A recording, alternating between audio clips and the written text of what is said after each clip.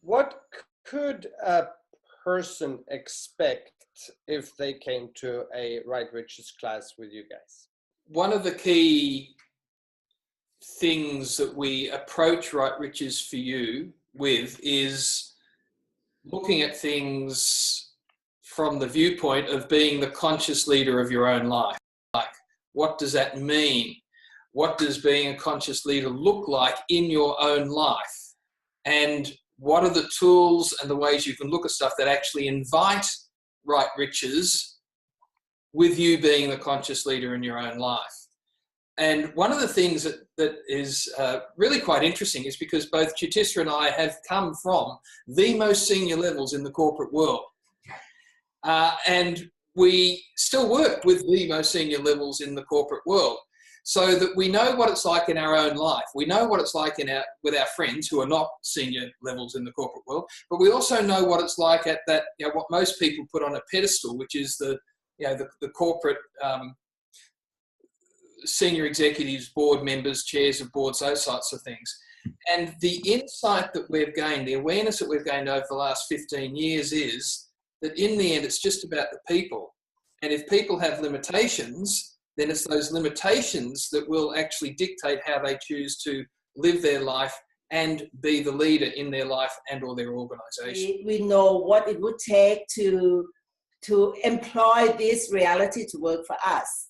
And with using the access tools in our life and in our business for the past 14 years, 15 years, we actually know what it would take to actually combine access to and how to employ this reality to create different possibilities. I've seen working with you guys and being in some of your classes is that there is a sense of being pragmatic. You bring it to a level where people can really move forward, using it, being it, creating with it, and it shows up. They're doing and being that in their world. And I have quite a few examples after the class, for example, that you guys were in Copenhagen 3 years ago, where I was talking to several of them and they've been showing up in different areas. We're like, okay, those things that they brought up in the class that were, you didn't give any answers or exactly the how, but the questions for them to have in their world and all that, that was fabulous to see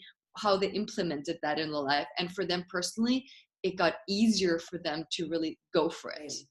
Because we don't actually ignore and deny this reality. The more question they can ask and the more willingness to receive will give them aha moments that they can implement into their own life. That is unique to them, because everyone will hear something different. I love it. Whenever we talk, and there'll be 100 people in the room, and you ask them what they got out of it, there'll be 140 different responses.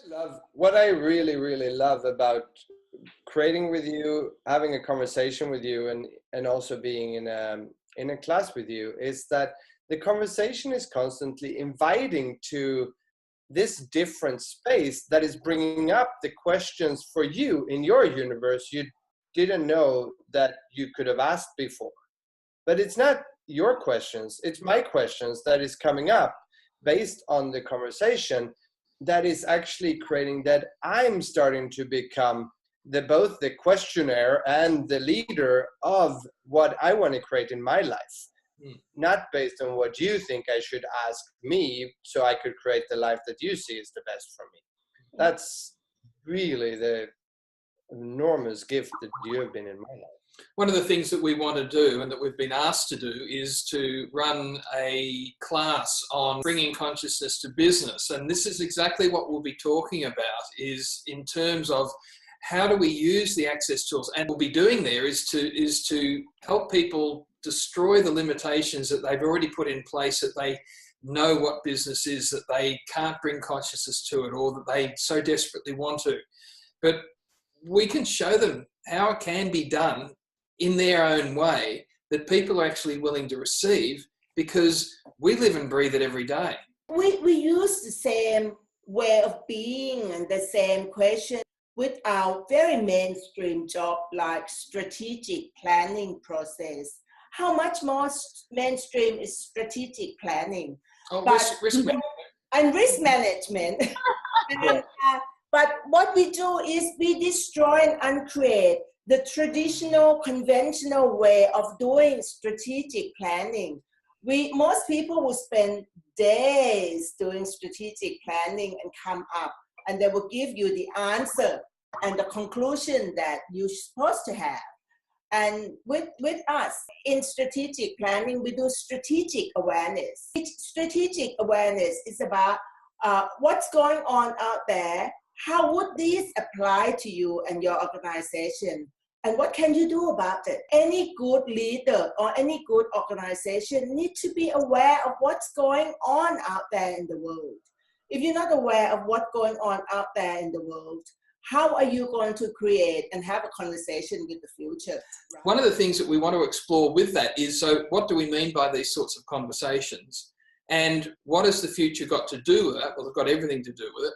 But in particular, it's about getting ourselves out of the here and the now and this reality and starting to create a new reality that actually works for us. I think that is actually an amazing perspective based on the conversation with future we talked about before, because most people are doing strategic planning from trying to control the future, because strategic planning is about control, like creating a future, but they're really trying to control the future, whereas doing strategic planning from being in the question and asking question is actually inviting a conversation with the future. Yeah, absolutely, because when we conduct strategic planning, we invite the people in the group to have a conversation with the future. It's more about having that conversation about, so what else is possible here? So if I was to create this, what would my future be like in 2 years, in 5 years, in 10 years?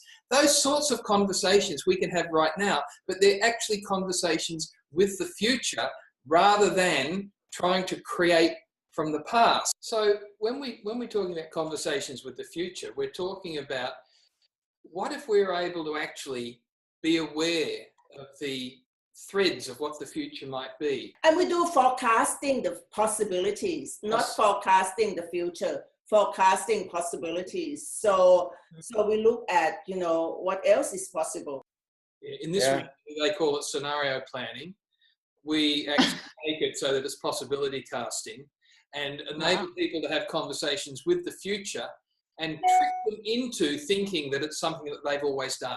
That whole thing you're talking about is just so inspiring, because strategic awareness is so different from the energy of strategic planning, like the energy of it, and also like strategic questions is just a totally different concept as well. Because I just realized when you were talking, Chutisa, how in this reality people think that they need to have a strategy with all the answers to be able to tell people all the answers for them to be able to do what they need to do for us to get there. So that's how we lead, whereas they don't realize that they can also lead by a question, and that's very, very just different. We invite people to be present with what is. To me, a conscious leader is someone who are totally present with what is and be aware of what can and can't be. So the awareness of what can and can't be in the future, you have to have a conversation with the future to have that awareness. So when you are a conscious leader, you have to be totally present in the moment with what is going on out there in the world, and how are those things that are going on out there in the world apply to me and apply to my business and apply to everything else around me, and what contribution can I be to actually use all of that to create different possibilities. So consciousness includes doing what works to be able to get there. And that's one of the great questions that really that we use all the time, particularly with corporates. Because if someone's starting to fight me and saying, no, that doesn't work, we can't do it. I said, well, look, what you're doing, does it work? And they say, yes, it does. I said, well, then don't change it. It's whatever works for you. if you are willing to look at other possibilities, continue with what's working, but also realize that there might be other ways of doing it that might actually get you there quicker, faster, whatever it might be, or it might just be fun to change.